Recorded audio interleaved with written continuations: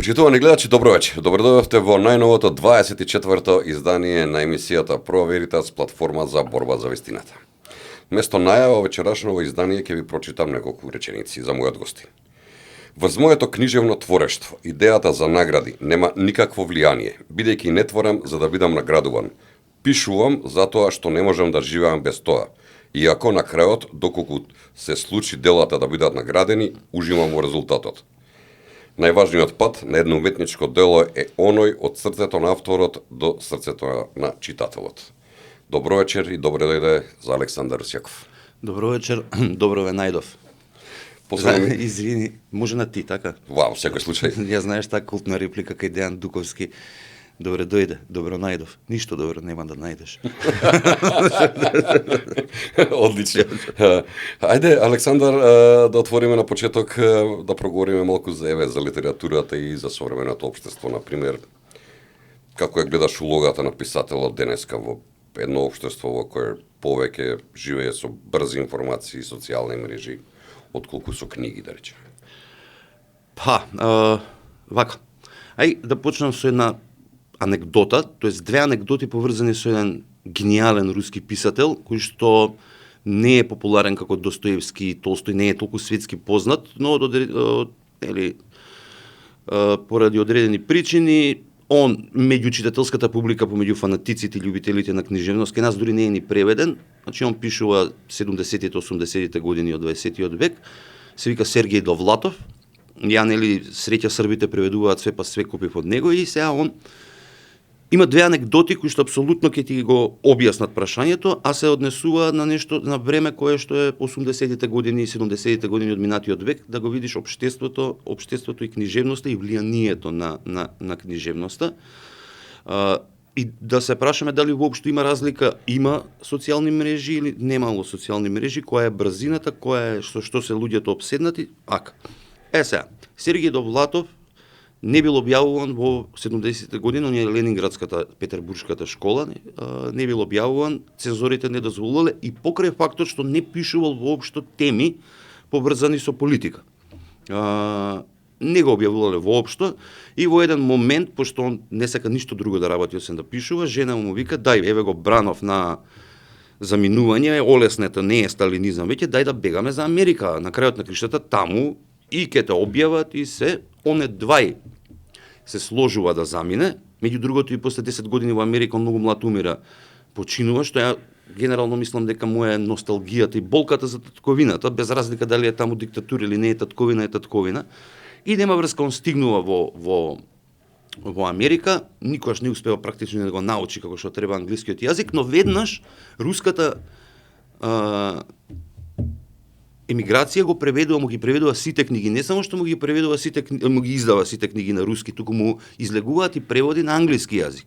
И он како вика: "Во Русија не ме објавува, во Америка сега ме објавуваат, никој не ме чита." Но така, добро, интересно. И поврзано бил комшија со Курт Вонегот. Курт Вонегот денеска е автор кој што се учи во американските средни училишта, значи светски познат автор, джин на книжевноста. И во тој момент он кога доаѓа во Америка, практично е на две улици разликата помеѓу него и Курт Вонегот. Он жив среќен го запознава Курт Вонегот, кој што е веќе стар. Се гледаат како се среќаваат додека овој си го шета кучето и му се пожалува, знаеш, као ваму не ме објавува и не можеше моето да стигне до публиката, ваму ме објавуваат, ама никој не ме чита. И му ја ти кажам, јас сум влезен помеѓу 50 најбитни американски писатели на сите времиња. Комшијата до мене, кој што се бави со компјутери, тогаш нели почнуваат компјутери, заработува 200 повеќе пати од мене. Вика, 10 години живеам на оваа улица, 10 години 3 пати на ден го шетам кучето, најпознатиот американски писател, мене жив не ме застанал, вика, никој на улица да ме препознае. Не треба, вика, му несвест да паѓа, вика, по мене. Само никој. Значи, дали има социјални мрежи, дали времето брза, дали нешто се случува, ние денеска, ние знаеме се за спортисти, обожавам спорт, за глумци, за пеачи, за политичари, знаеме се. А, например, за писатели знаеме кога Салман Ружди некој го избода, така, и тогаш го објавуваат. Или кога се сликаат летно време на плажа, нели секој мора да се слика со книга, нели тоа е главна фора кај нас. Тоа што прават луѓето што се сликаат со кажувам за влијанието на писателите, за Салман Рушди знаеме кога ќе го избодат. Точно. Сите медиуми пишуваат. Никој не пишува од тие медиуми кога издаде Салман Рушди нова книга. Да, за неговиот опус. Тоа не постои. Книжевност или јас што го викам тоа убавината ќе го спаси светот, може да го на Достоевски на Кнез Мишкин култната реплика, ја мислам дека може да го книжевноста може да го спаси само твојот личен свет. Не верувам дека веќе не верувам, веќе имам уште малку 50 години, не верувам, значи ја не верувам ни големите дека филмот како уметност кој што е масовно може да нешто да промени.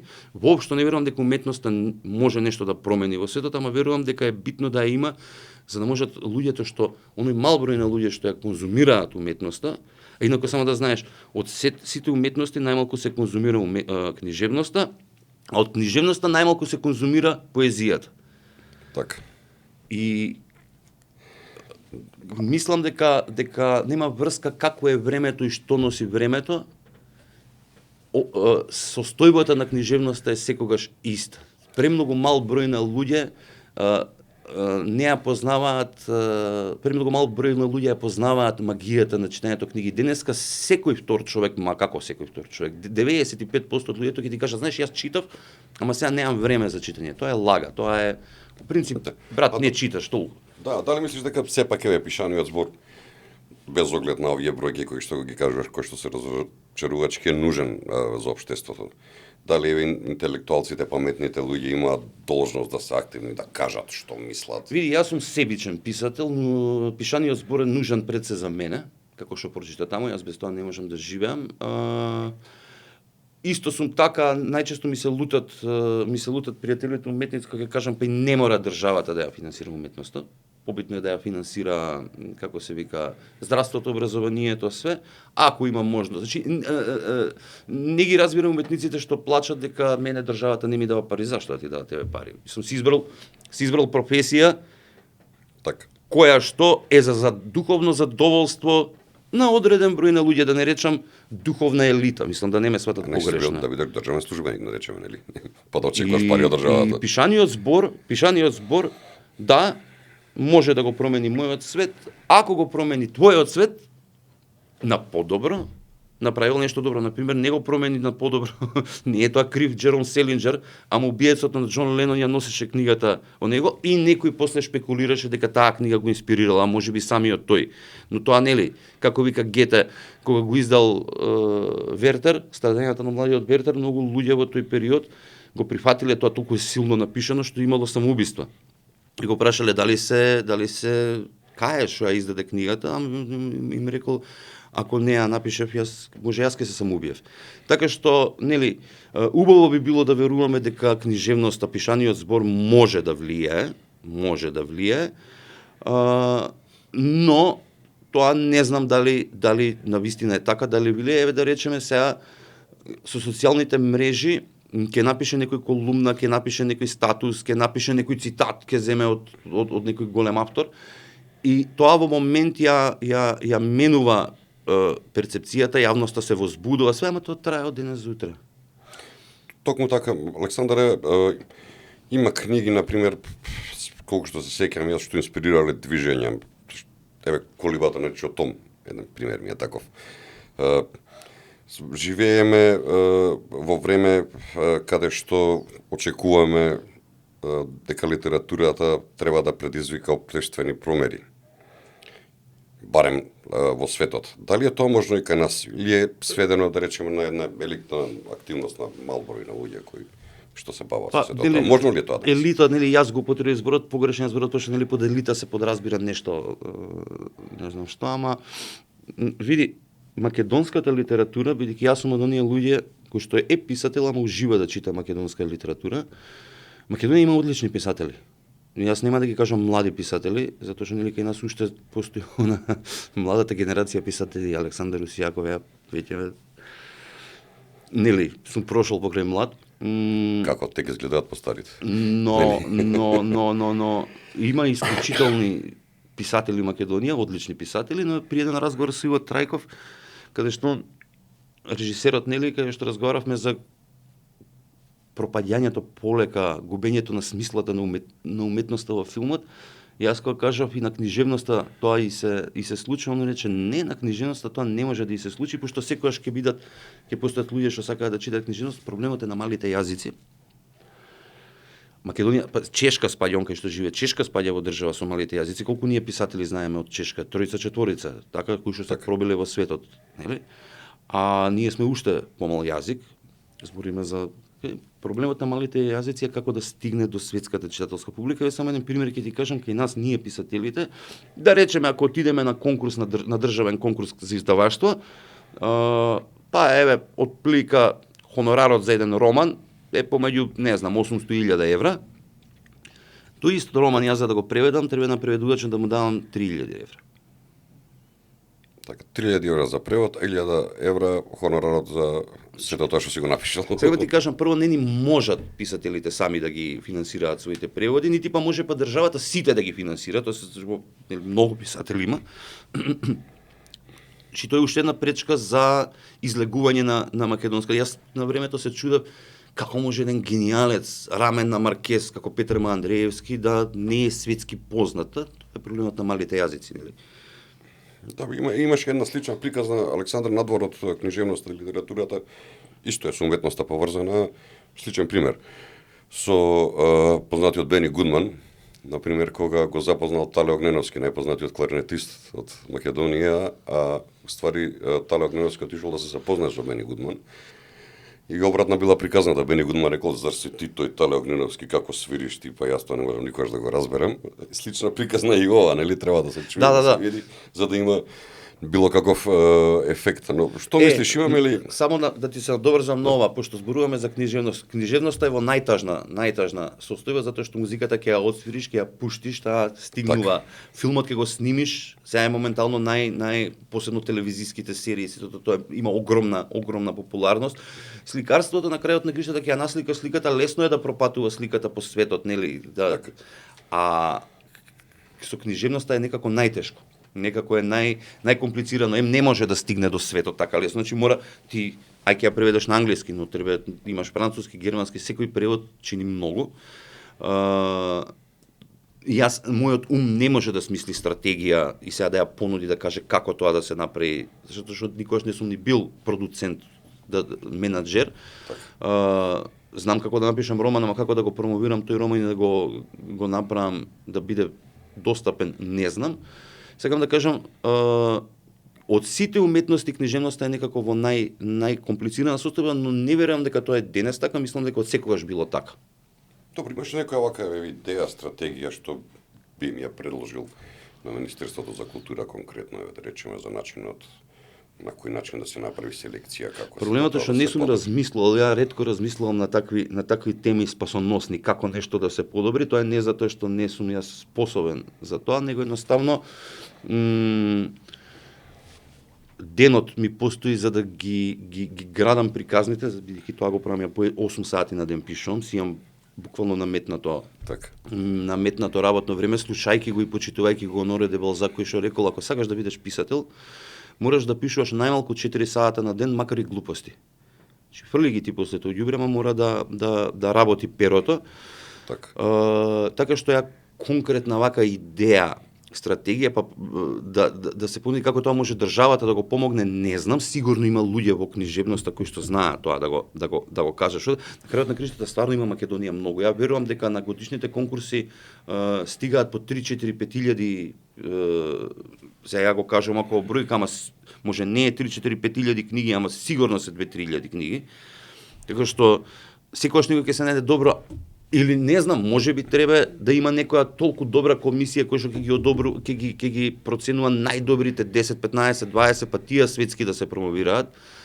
Не знам, но има издавачи, има писатели кои што би можеле сето ова да го обмислат, веројатно веќе имаат смислена стратегија и можеби Министерството за култура треба да се обрати со еден повик кој сака да придонесе до тоа. Ја некако не гледам, кога ќе ме прашаат мене деме како ти сега со книжевност, викам не иднина како ќе преживуваш, викам ја во моментот кога избрав да бидам писател, избрав и да бидам сиромашен, непознат, небитен, отфрлен, неинтересен.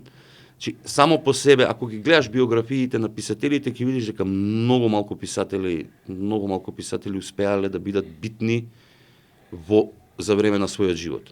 Како и сите уметници, впрочем, познати светски, но еве имаме еден, кажа, млад бран на автори во современата македонска книжевност. Што мислиш, носат свежина или напротив носат криза? Не, носат свежина, ние имаме одлични писатели, јас затоа би им порачал на публиката, нели, на гледачите да одат во книжари да купуваат македонски автори. Нема сега да ги набројувам само затоа што не пропуштам некој. Така. Но јас себе последниве, сега скоро барав сакав да напишам сценарио по македонски романи, се утепав од читање книги, па можам да кажам дека стварно имаме добра книжевност. И квалитетно. Која што вреди да се чита, да. Само што, нели, пак ќе кажам, таа книжевност нема голема можност за светска промоција и сите писатели работат нешто друго. Така, ајде малку да проговориме за нешто што секогаш е актуелно и интересно, барем во Македонија, за политиката, за јавноста, за колумните. По твоите колумни често пати знаеш да допреш актуелни општествени теми. Кажи ми, дали писателот треба да има јавна политичка улога или треба да остане само... Зависи од писателот како чувствува. Уметност. Зависи од писателот како чувствува, дали треба или не треба да има, тоа си е негово право да одлучи. Ја не почнав со колумни со намера да влијам врз политичките збиднувања во Македонија или да го кажам својот политички став. Ја влегов со колумните во моментот кога сватив дека некој се обидува тоа што сум да ме убеди дека не сум. Значи, некој да ме убеди дека треба да го сменам името, некој да ме убеди дека мојот јазик не е мој, дека е дијалект, дека мојата историја не е моја историја, значи дека некој се осмелува да влезе во интимата на тоа како јас се чувствувам и уште тоа да биде пречка за некаква си таму евроинтеграција или влез во глупиот воен сојуз. А бидејќи мене пред тоа баш ми беше гајле за политика. Ја имав, како се вика, 14 години кога ме интересираше 15 години, 16, значи ти период на пубертет кога ме интересираше поезија и љубов, кога фантазирав и почнав да ги пишувам своите први стихови, ми се сруши врз глава граѓанска војна од најкрвави размери, од држава која што претходно ме уча дека е братство, единство, љубов, мир, стабилност, едно различни сме од другите, кај нас е најубаво, значи се е тоа во ред и ме уче, и јас ја засакав како дете, нели, кога те учат, влегува тоа во тебе, почнеш да го сакаш. Тоа е природна состојба и наеднаш од тоа се сведуваме на сечење, се руши сонот. Уши, копање очи, ставање бебиња во рерна. Една таква касапница грозоморна, и јас сум во пубертет и од тој момент ја толку одвратно ја доживеав политиката, пошто ги гледав очите на луѓето, они ја губеа државата, не можеа да го сватат тоа, посебно возрастните кои што нели они ги живееле најубавите години. Така се фалеа, да. И вака реков, ова е најодвратното нешто на светот, бидејќи е политика, нели војната е друга, продолжување на политиката со други средства, тоа е дефиницијата. Клаузевиц, мислам, беше, така нешто, така. Не знам, ја знам репликата, нели, пошто не сум читал воена литература. И толку тоа ми стана одвратно, што ја избришав се.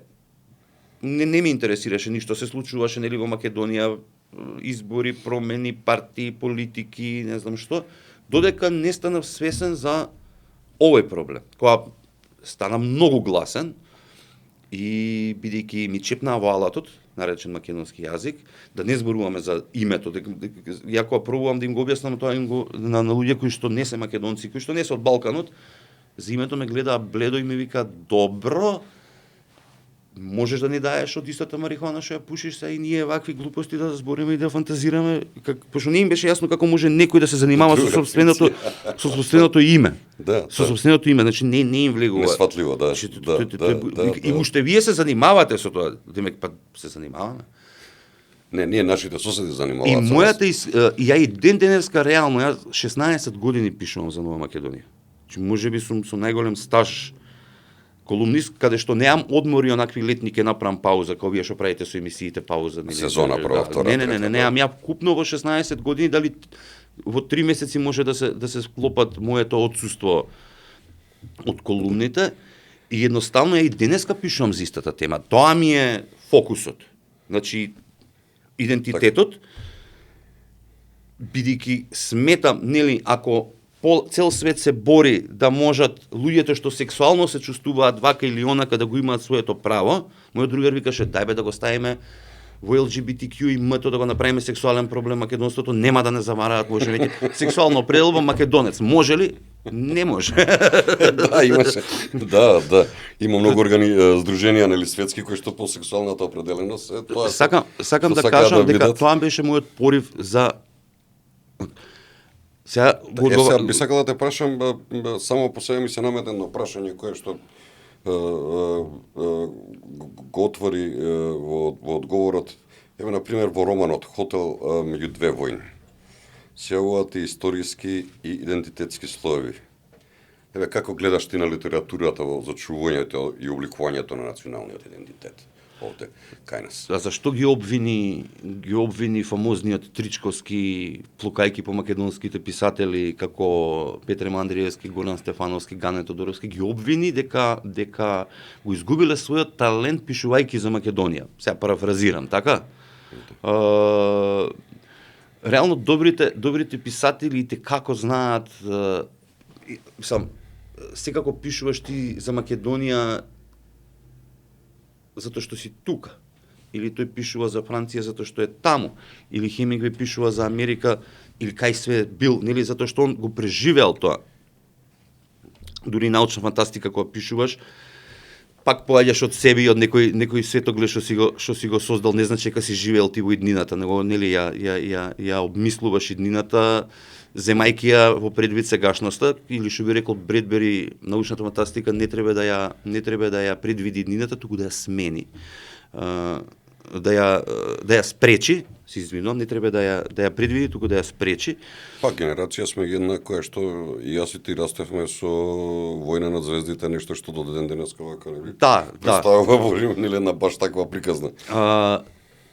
Сакам да ти кажам дека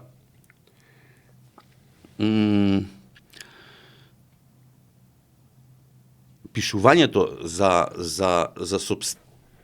тоа што те обкружува, твојата држава, твојата приказна, твојата историја е нормална работа, а ако успее таа да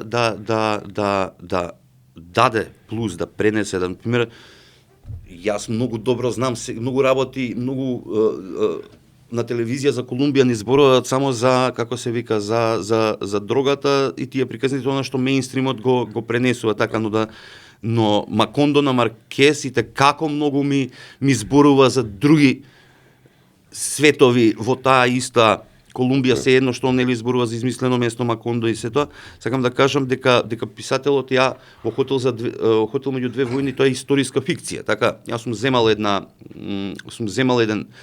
реални ликови, сум земал една приказна која што е нели за приказната за Кемал Ататурк и за Елени Каринте, која што најверојатно и не се случила, ја не успеав да најдам опиплив доказ. На крајот на гишта не беше битно тоа. Сакав да раскажеме на друга приказна и сега да, таа приказна е сместена во Македонија, но е и сместена во Турција, сместена и секаде каде што бил Кемал Ататурк, но она што јас го имам да го кажам за Македонија во контекст на тоа што и Ататурк на одредени места го кажувал за Македонија, да, може да се чита и како роман кој што зборува меѓу другото и за Македонија. И да речем, ако тој роман се преведе на шпански, на француски, на германски, некој читател што ќе го чита тоа, ќе добие некаква слика за Македонија. Да не зборуваме каква прекрасна слика ќе добие, но и грда слика, зависно од контекстот. Ако имаат можност по светот да го читаат Пиреј или Небеска Тимјановна. На крајот на криштата и Толстој ни пишува за Русија, така не. Така, да, имаме и мрачни романи во историјата, Ама, тоа е историја, тоа е дел од историјата на Македонија која што и се случувала практично. И од Пиреј, нели, и сите тие останати работи во тој период. А мене да теми македонски ме интересираат затоа што ја од секојаш сум се со филмаџиите кои што се зборува македонска, гледај ги американците. Американците кои што се господарите на филмот и се најдобри во тоа. Да. Без разлика кој сака да се служи со мене, не, тоа е моје мислење, најдобро го прават тоа. Не викам дека се само они, но они направија култ, мит, како сакаш наречи го, од вестернот, Така. од Дивиот Запад, што реално не ништо посебно не се случувало, и од Виетнам. Значи нема режисер, гениален режисер што не се опробал себе си да сними филм за Виетнам. Една војна што траела колку 10 години таму и глупа војна, нели? Таму Без никакво да, ама од тоа е направено, значи они ја замисли, викам, да ја има нашата историја. Да, па велат дека Холивуд е уствари на некој начин неформалното Министерство за пропаганда на Соединетите Американски држави во тој период. А и сега. Јас сум да речеме човек што го следи Холивуд, бидејќи сакам да го гледам Холивуд, ја го сакам и Джим Джармуш и Томас Андерсон, тоа ми се омилените американски режисери, но и Холивуд сакам да го сметам и се прво треба да се земе предвид дека Холивуд е создаден од оние што бегале од меинстримот. Значи авторите како Чаплин, како Даглас Фербанкс кои што бегале од монополот на Томас Едисон, го создале Холивуд како алтернатива, како авангарда. После со парите влегувањето на големите студија кои што секако се врзуваат и со политика, од една страна може да се гледа Холивуд како Министерство за пропаганда, она што имам пријател кој што стално ја не ги гледав Стар Трек, нели не ми беше фејворит, но он викаше секоја сезона на Стар Трек што ќе излезе, гледаја сезоната, таква ќе биде америчката политика, или веќе е почната, а со серијава ја поддржуваат и ја објаснуваат. Ама по друга страна, кога ќе видиш во Холивуд имаш, да речеме, прават филмови, Холивуд го мрази Трамп, така? Многу го мрази Трамп и прави многу филмови против Трамп, ама во исто време Холивуд прави филмови кои што се против другите. Постои едното и другото, не е забрането и да се посочи дека само Холивуд е тој такво зло, најчесто викат не гледаме холивудски глупости, во ред. Холивуд прави блокбастери, прави комерцијални филмови, по еден одреден рецепт, но и во тие филмови, од тие филмови можеш нешто да научиш, ако ништо друго, како треба приказната да се смести во 90 минути, како да одржи внимание, што е потребно, нели? Како да гледате на пијар луѓе на одделот како вела. Ова се слободни времења, може кој што сака да гледа.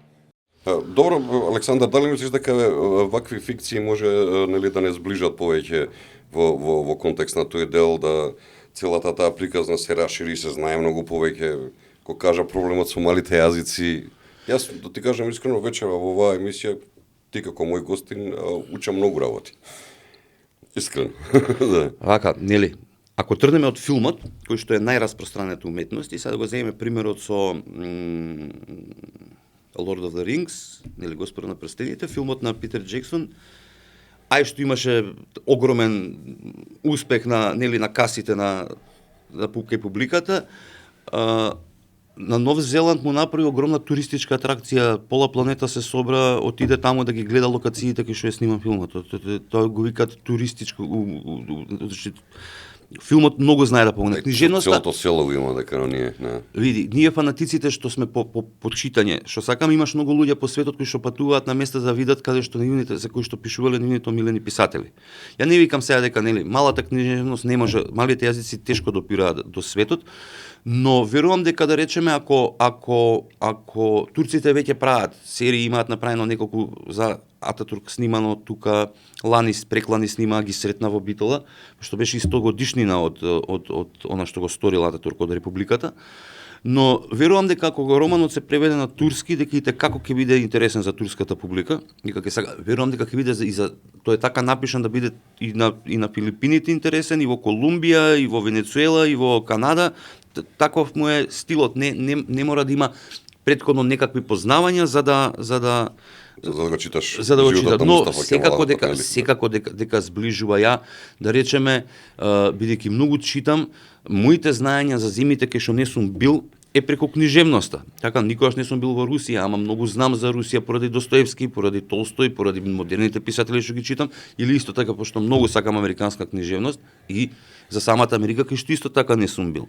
Но тоа е историска фикција. Така, историската фикција отвара теми кои што се историски, внатре може да се вметне, убава алатка е за градење на некоја голема слика. Ама тоа е нели меката моќ на културата, Така е, на така софт, е. Но софт верзија на ти ме праша за да речеме колку може да биде влијанието на писателот во современото општество, во политиката, во се. Јас сега ќе ти кажам, не верувам дека може да биде, но може да каже и да стане интересен. Да речеме, јас следната година се надевам дека ќе биде, би сакал да биде на 27 април промоција да му направам на романот, уште нема конкретен наслов, ама имам роман на мој начин напишан за промена на името. И верувам дека тој роман и те како ќе биде интересен.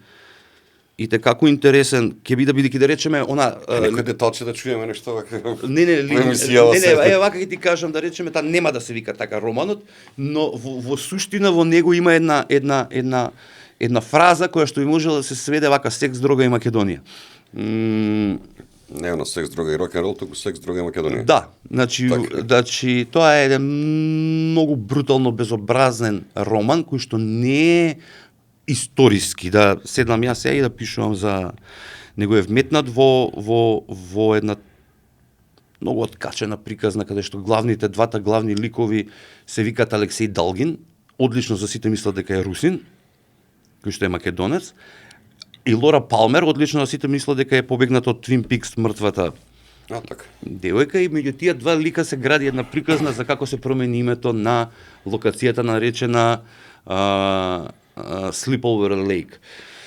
Бе, чекам да излезе да го прочитам. Да. Мене сега ми се мота еден наслов, пошто уште му го барам насловот, ми се мота во наслов ми се мота два збора за насловот да биде Холивуд заперка Македонија, бидејќи холивудска приказна која сме кај Холивуд, холивудски раскажана приказна е со сите правила на жанрот филмски наречен филм ноар.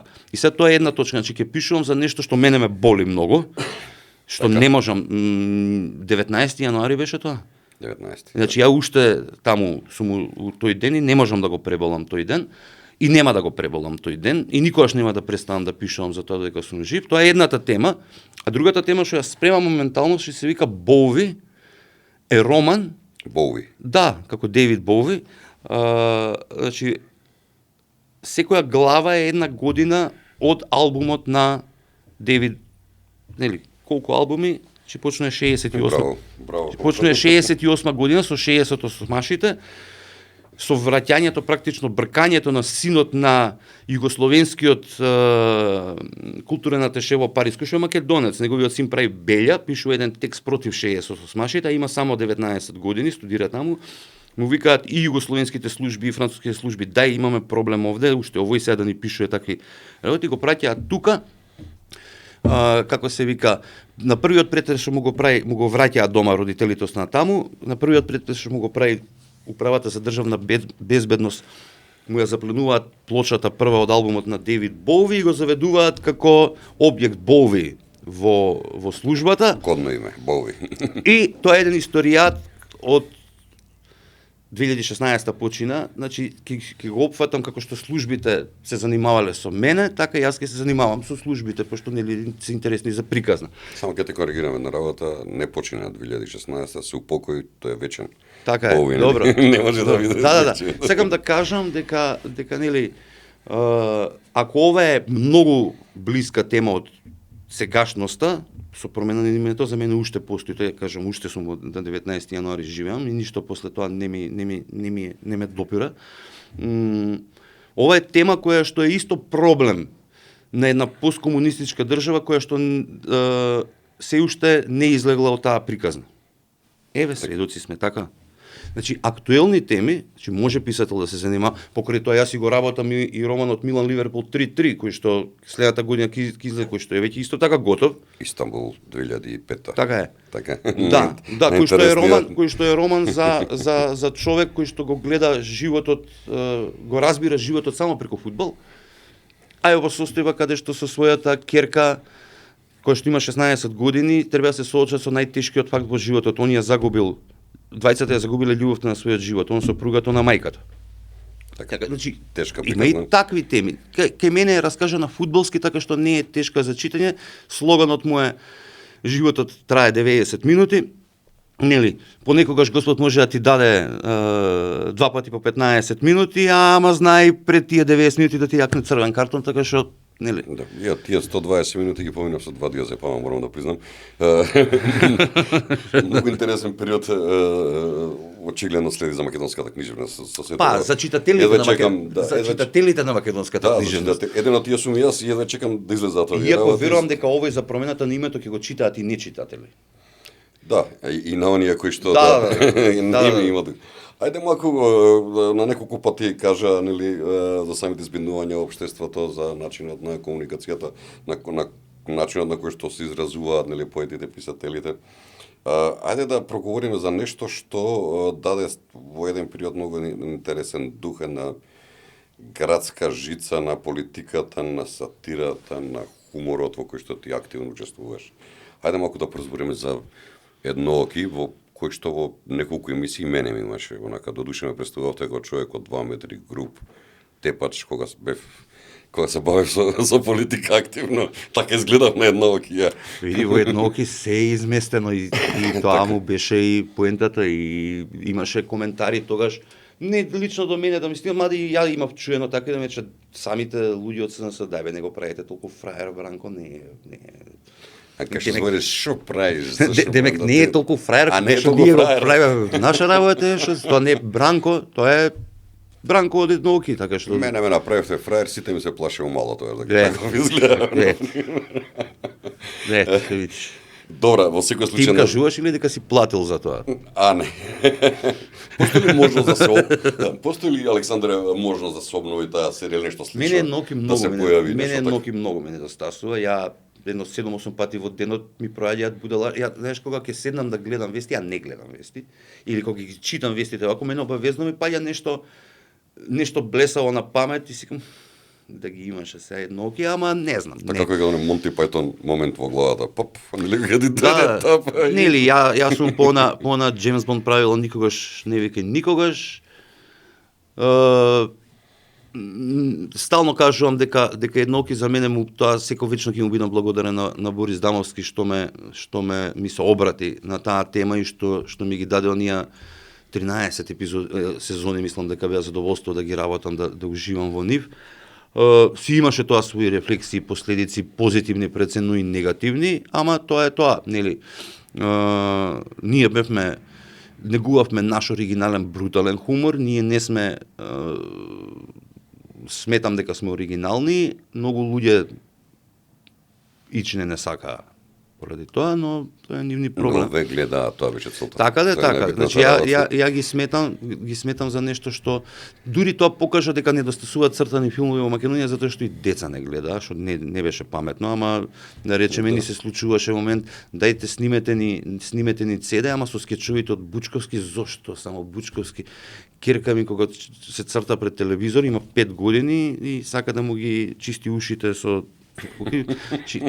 дај не го пуштете детето да гледа, ќе се зарази со политичка сатира, но мене ми фалат Еднооки, секако фали таков хумор во државава.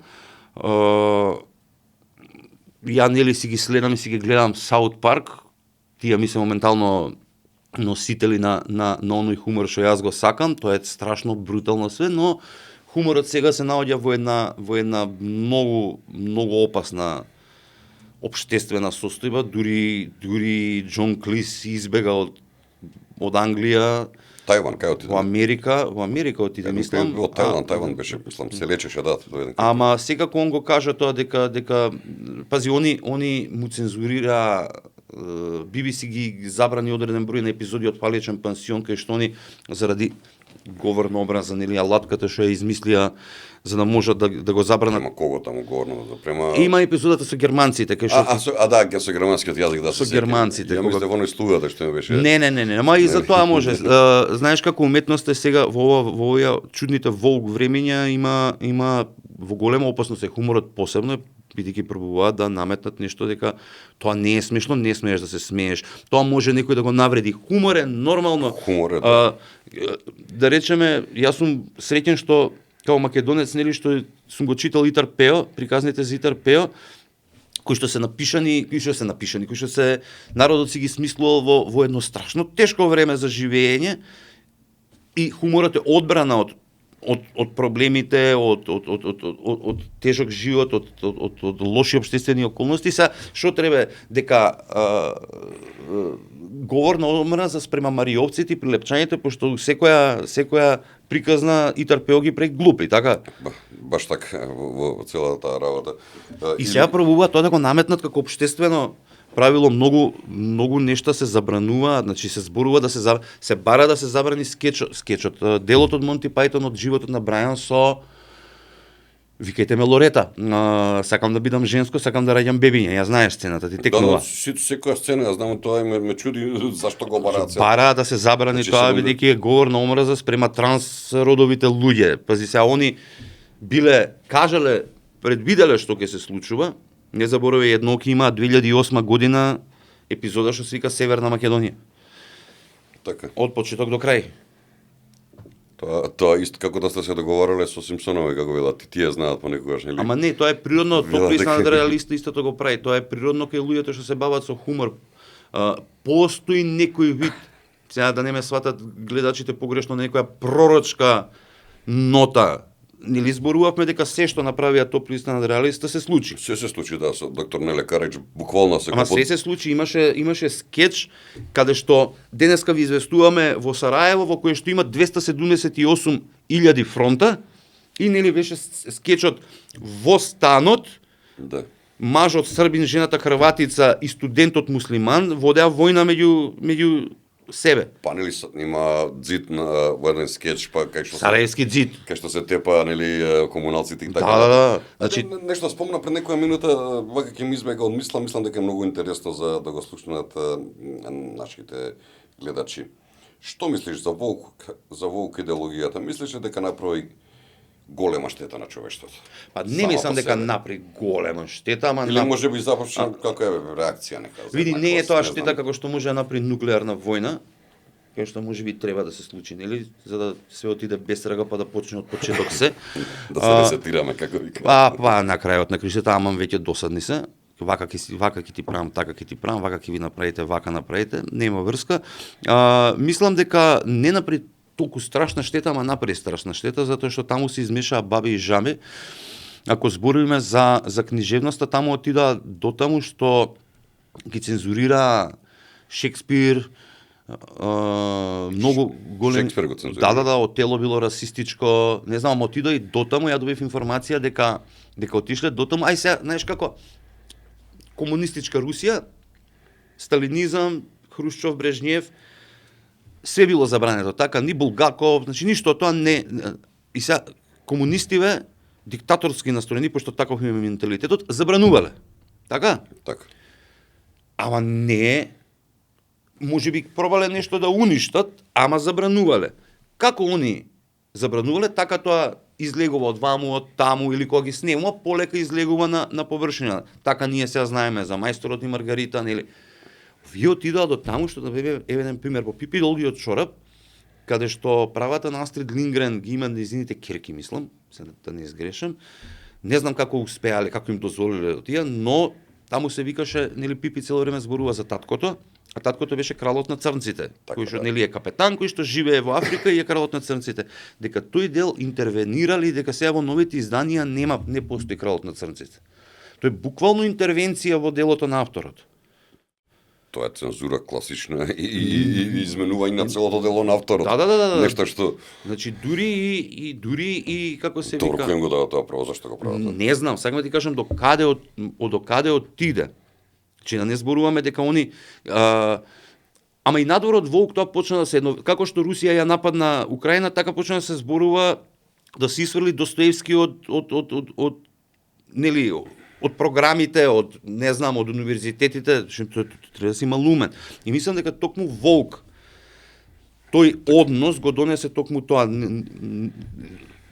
претерување. Јас секогаш сум зборил дека сите тие не само што не им помагаат, да речеме, на хомосексуалци, него им одмагаат со своето однесување, пошто кај нив реално никаква грижа нема за вакви групи, такви групи, кај нив има потреба од една страна да го менуваат општеството по свое, нели, а од друга страна да заработат многу пари, пошто тоа е политичка агенда преку која се перат пари. Апсолутно се согласувам. Јас имам пријатели кои што имаат таква определеност, хомосексуална во животот, и токму ова го говорат дека нашата интима е наша работа во животот.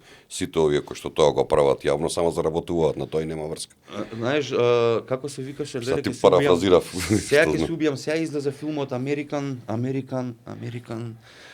Сакам да кажам, значи они до таму ти да забегаш, но мораше во секој филм да има еден хомосексуалец, еден црнец, една жена и не знам што, па некои прашуваат, добро, ако снимам филм за 16 век и манастир, некој како све да таму негде не знам каде, како све тоа да го ставам. Режисерот на Промислен Данецот на пресконференција, филм што се случува негде 13, 14, 15, 16 век, не знам кога, го праќаат главниот лик на една земја неплодна да ја направи плодна. Така, не знам, да сади нешто и тоа е приказната. И на пресконференција во Кан го прашале зошто немате црнци и хомосексуалци, ми рекол, филмот е за ова и за ова, не. Како зашто да има Ама ете, Холивуд сега го извади оној филмот што не ми текне на слот, ми се блокира мозокот, Американ со афроамериканецот, црнецот авторот што намерно пишува книга и му станува светски хит, а он кај што се, значи самите нели црнци афроамериканци се си смеваат со тоа дека е налудничава.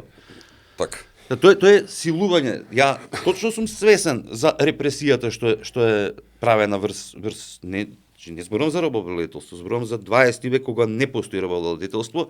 Од една страна ги третираа како луѓе од трет вид, така од Точно, па ги покажуваат дури во зоолошки градини ги шетаат. Не, зборувам за сега, а овие што демек се борат за нивните права, ги злоупотребуваат. Така, класична злоупотреба. Да.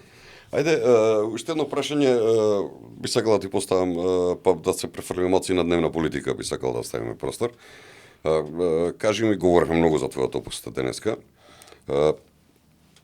Што мислиш, ако имаш можност, кој твој роман би сакал најмногу да го видиш екранизиран и зошто?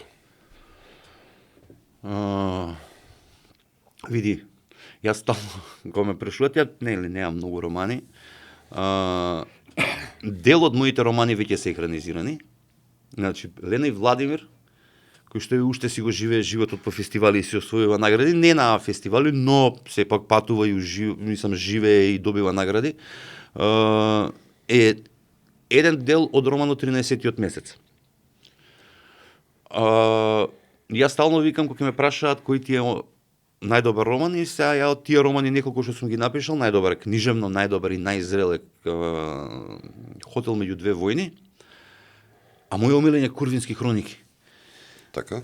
Да, и сега нема да речам дека би сакал да направам да видам филмот Курвински хроники, бидејќи романот е, како што е самиот поднаслов, сошиен од 6 парчиња време. Че се случува првата приказна во време Христово, втората приказна во време палење на вештерките, третата и четвртата приказна во сегашно време, петата приказна се случува 100 години од сега, а шестата приказна 1000 години од сега. И сега тоа е многу комплицирано, но оној дел, најцентралниот дел во романот, кој што ако е романот 250 страни, ово е 120 страни, во денешното време тој би сакал да го видам на филм, пошто би било прекрасна еротика. Така, одлично, ајде, има време, има простор, може и тоа да се случи. Ајде да говориме за нешто што е многу актуелно и што сите не засега во држава без оглед кој што работи. Што мислиш, Александар, за актуелната политичка состојба? Во изборна кампања сме во моментов, нели, Те видовме со кандидатот на ВМРО да помоне кој побара мислење од вас, уметниците конкретно, за културата во град Скопје. Што мислиш, што му фали на Скопје и на Македонија? Кој конкретно вака за политика, за актуелно? Мене првпат некој ми се случи да ме повика да ми се обрати, не ми се обрати самиот кандидат, него ми се обрати човекот што му е задолжен за култура, и кога дојав таму сфатив дека има многу се повикани. Многу уметници се повикани, секој имаше можност, таму не зборуваше кандидатот. Он кажа пар збори, ама повеќе слушаше и запишуваше што му зборува над 20 и кусур различни уметници. И Обично е обратно, нели? Не, ама ја би го направил тоа истото, знаеш, би ги собрал сите и би ги прашал да ги чујам и би видел што е можно да се случи, а што не. И апсолутно да речеме, првпат некој ми се обратил така, и затоа припатив и да ми се обрати и друг, нели, да ме повика, ќе дојдам да му кажам што имам да му кажам, но тоа нема да се случи, не е битно. Побрза да ми ја лупнат етикетата од кога излезе клипот, мислејќи дека ја нешто ќе се потресам. Ја не знам дали се свесни дека јас сум роден со етикета. На Белчо Стрелчо, значи ја носам етикета од раѓање. Ме навикнало ова чудно општество дека сум етикетиран без моја волја. Така што они што ќе ми лупнат сега, како се вика, се упикува, не знам што. Па го платиле Русјаков, па ова, па... Мене ми е само едно криво. Многу ми е жал што она што го збореа за време на шарена револуција, колку пари сум земал, не е вистина. Значи многу ми е жал за сумите. Колку збореа, колку пари дека се? Имаше 300.000, 400.000, ја знаеш ли колку ми е криво што еве и 1 помалку да има. Така? Многу ми е жал што не е вистина. Вака ќе умрам што не е вистина. Знаеш,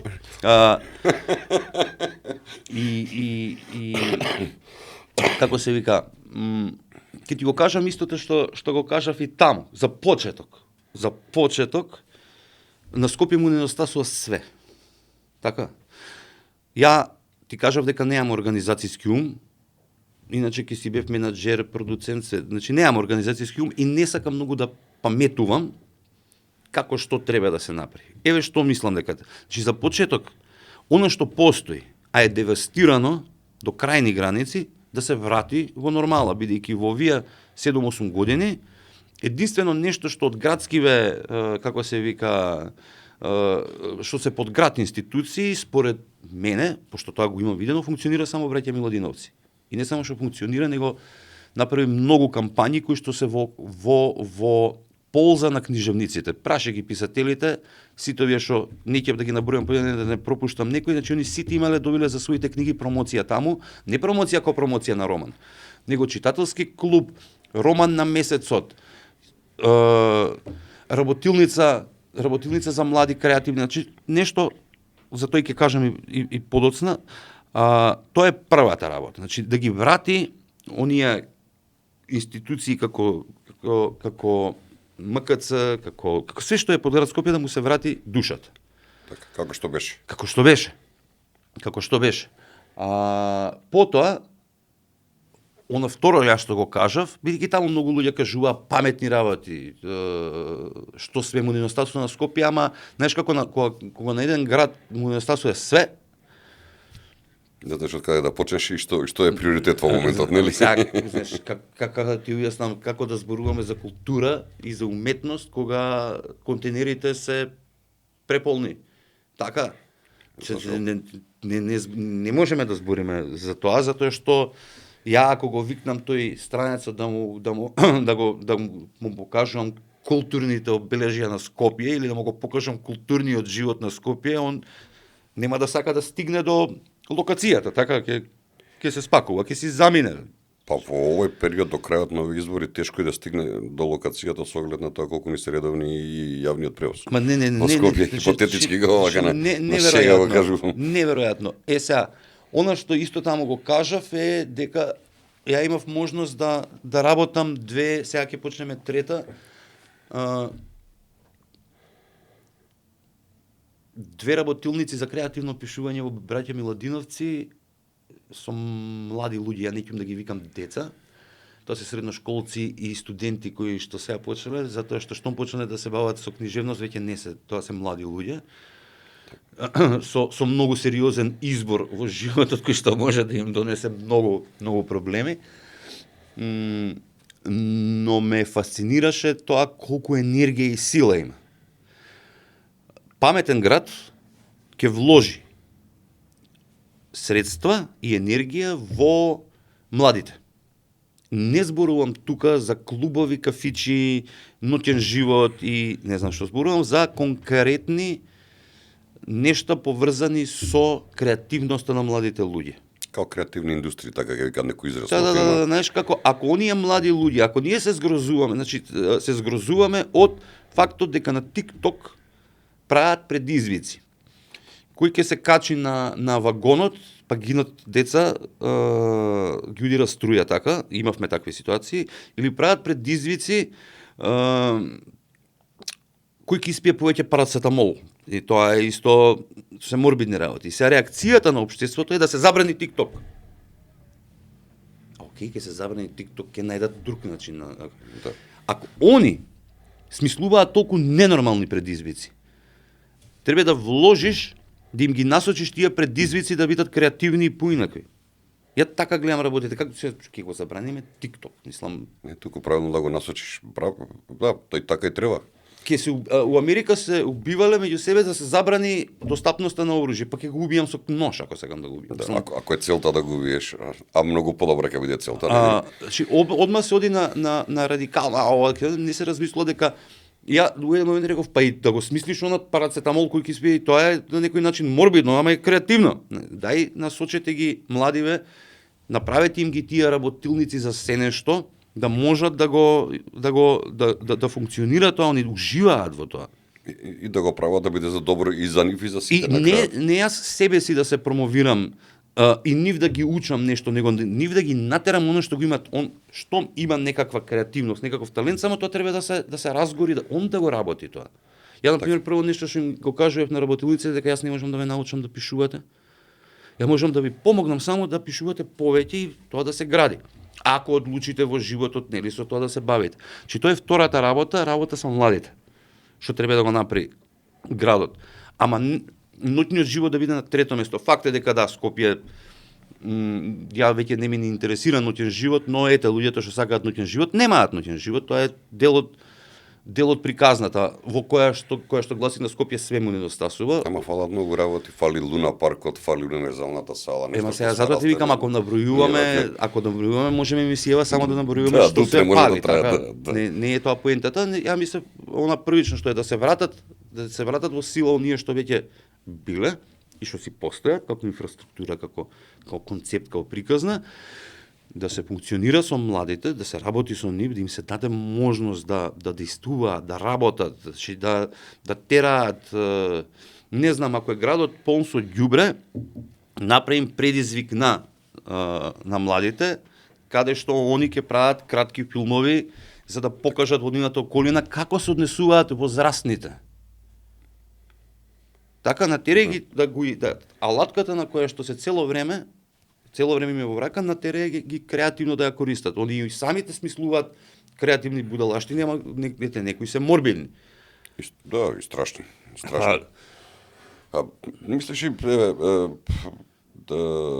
дека знаеме дека обврска на секоја држава треба или на град треба да биде поттикнување на креативноста и се тоа добро да се канализира.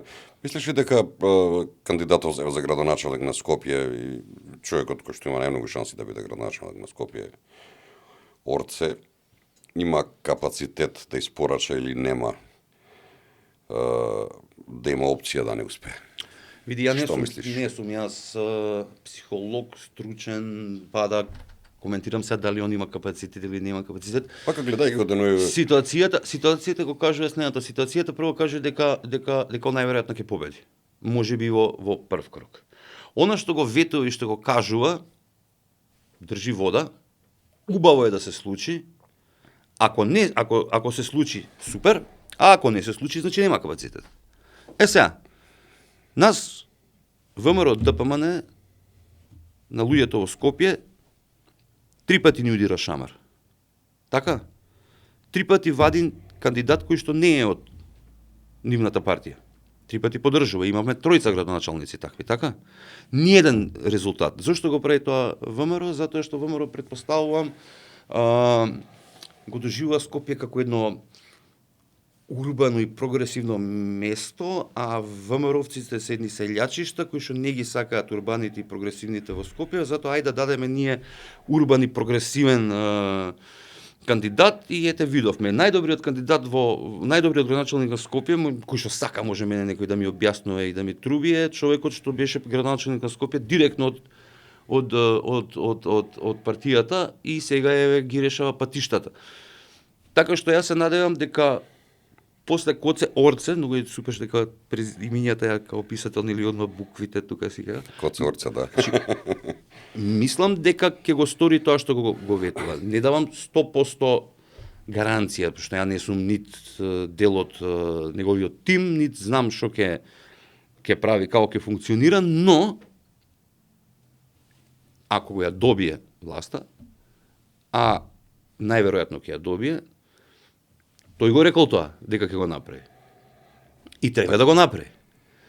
Ја, нели, како пола од тоа што е кажано таму да се изведе е супер. Ама знаеш како секогаш еве јас не живеам во Кисела вода, ниту пак кога се движам низ градот, не одам наоколу да забележувам дали нешто се менува или не. Но луѓе во Кисела вода, а и самите власти викаат дека ја оствариле програмата што ја ветиле на претходните локални избори. Така? Така. Сега, веројатно ќе го добие мандатот и ќе видиме. Ја мислам дека не треба да се кажуваат фрази типот за 72 часа, но тоа ја не сум политичар и не ми функционира така мозокот, пошто ја можам да кажам ќе напишам сценарио за 6 месеци. Ама сум сам во мојата соба и никој нема никакви препреки немам околу мене. Единствената препрека што може да се случи да се разболам, па да не можам да пишам, иако ја и болен кога сум пишувам. Но ова е чудовишно нешто како град Скопје, тоа е метропола, главен град се. Факт е дека има огромен буџет, нели најголем после државата. Факт е дека ништо не се работело со години. Факт е дека све е отидено без трага и сега факт е дека следниот градоначалник нема да почне од нула, што не треба да се случува. Секој градоначалник треба нели да се надградува со претходниот. него ќе почне од минус 100. И затоа викам пола од тоа што го кажува да го поствари, Скопје ќе почне да функционира. Што знаеш како мене не ми интересира на крајот на кржиштата, ќе се навратам сега на романот Милан Ливерпул 3-3, бидејќи секоја глава таму е минута. Нема глави, него има прва минута, втора минута, трета минута. И секоја минута почнува со еден цитат од фудбалер. Ова е моја насмевка дека сум навигаш за Ливерпул, друго го збориш. Секојаш се сеќавам на тој надпревар, тоа ми е. Секоја глава почнува со еден цитат. И едниот од цитатите што сега ќе го кажам, а што сакам да се однесува на политичарите, оние што ја водат државата, е следното. Марио Балотели го прашуваат зошто кога ќе дае гол не се радува. И он вика, затоа што мене тоа ми е работа. Поштарот кога ви носи писмо се радува после тоа дека ви го донел писмото. Да. Добра компарација, одлично. Не разбираш? Да. Знаеш, граѓаните, луѓето не се глупи. Ако е направен патот, е направен, не треба голута драма да правиме, тоа им е работа, така. И сега ќе видиме. Ќе покаже времето. Види, викаат полошо не може да биде. Може. Секогаш може полошо, ама по друга страна е малку треба за подобро да биде. Иако е многу девастирано. Јас имам верба, ако победи Орце, ќе го држиме за збор за сето она што го кажал, да го направи. Беше гостин овде во емисијата пред неколку емисии, кажа многу интересни работи кои што се баш во контекстот на и ти кој што го говориш дека на Скопје му требаат многу работи во секој случај, но битно е да истото го зворже. Прво треба да го стабилизираме градот, да застане. Да застане, па да тргнеме вика доле, бидејќи на вистина наше во Скопје, во кое што сум јас роден, во кое што целиот мој живот го имам поминато, надвор од политика, надвор од човек кој што се бавел со политика, никогаш, ама никогаш не изгледало по-очајно, по-лошо, по-гнасно, по-прљаво, по-неорганизирано. по-лошо, ајде да не кажувам други работи, а боли, нели? Боли Александар кога си тука цело време, цел живот. Ја одамна веќе не се движам толку низ Скопје, преферирам да се седам дома, ама скоро одев пешки од Карпаш 2 до Кисела вода, тоа беше баш оној период како некако се стабилизираа тоа депониите што гореа, никој не, мислам, почнаа да зборуваат и да кажуваат дека многу интересно дека на 6 различни места исто време во септември кога е времето 15 степени се пала депони. Јас тоа во минатата колумна и го напиша, веќе ми е преку мене лично ми е досадно да ги слушам, да ги гледам тие муабети. Да. Или решете го или тајте други да го решат. Пошто знаеме дека се подметнати тие пожари, знаеме дека е политичка подметачина. После тој момент се случи тоа да толку големи зданија беа контейнерите, вака ја пошто одев по Партизанска. Значи тоа стварно наликуваше на Индија, кај што нели не е битно во што живеам, во што спиам, бидејќи утре пак ќе се родам како нешто друго. Така малце изгледаше непријатно. Не непријатно, него страшно. Знаеш како Знаеш како јас сум човек кој што нема деца. Не разбираш, не сум направил деца во животот, ама ги разбирам овие што имаат деца што се извадени од памет. И сите треба да се извадиме од паметот и сите живееме, го дишеме тоа, не само децата, и возрастните. Јас тоа стално го кажам со дишењето, немам проблем, јас сум роден 77 година под Велешката топилница, така што Ти си да, ти. Ние сме од X-мените, знаеш. Така. Мутираните сме. Отворен можеби и натомски удар, така ви кажам. Да, за моите пријатели. Може ако се бе пресела до депонијата, може пријатно ќе се чувствува. Александар, морам да признавам, многу убав и пријатен разговор направивме. Веќе времето вака ни помина, скоро 80 на минути разговаравме, го надмашивме сега коли минутот, но тоа не значи дека повторно нема да свидиме во некое друго издание на емисијата Проверитас. Посебно задоволство ми беше што беше гостин оваа вечер во ова издание на оваа емисија. Ти посакувам многу успех во сето на што го работиш, како еден од луѓето кои што го следи твојот опус. Да се надеваме дека што побрзо ќе го видиме Боуви распространет сегде. Прво ќе го видите сега на 31 треба да биде промоцијата Его Сурфер. Така. Збирка на научно-фантастични раскази.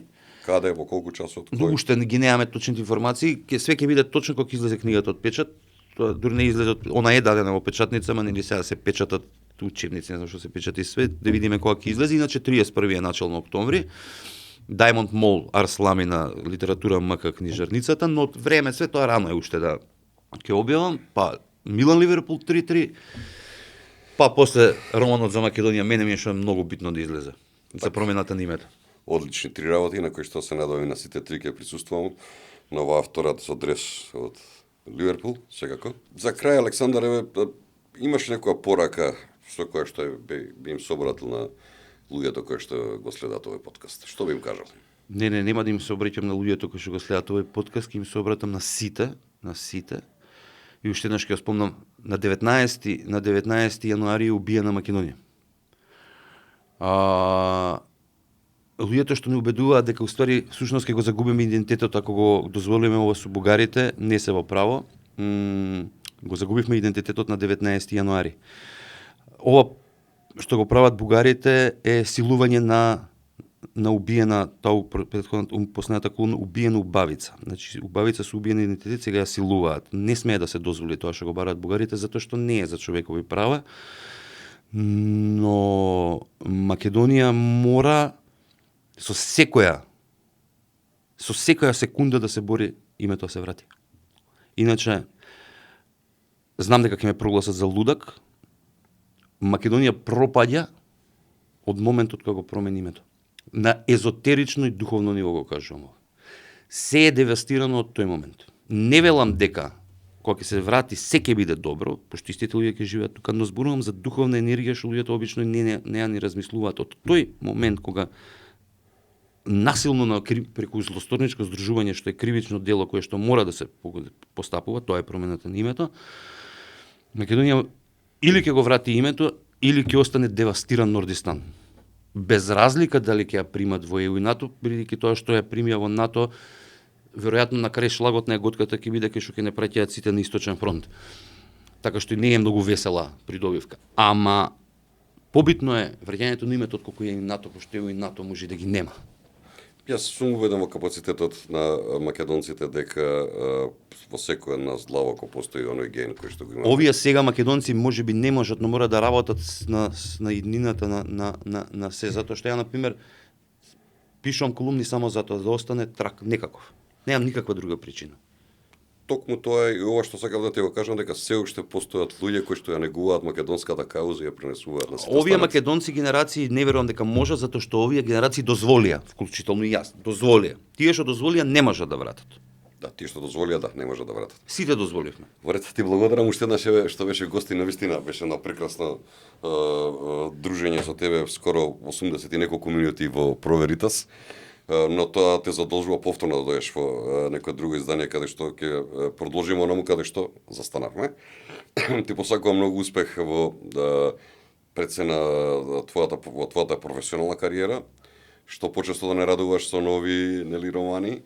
Ти посакувам исто така успех и во приватниот живот и да се видиме во некое повторно издание, да не се повторам овде на Проверитас каде што ќе говориме нели онаму каде што застанавме. Благодарам за поканата. Почитувани гледачи, тоа беше 24-тото издание на емисијата Проверитас, платформа за борба за вистината. Ви благодарам за вниманието. Останете поврзани со нас на Facebook, Instagram, YouTube и на нашата веб страница proveritas.mk.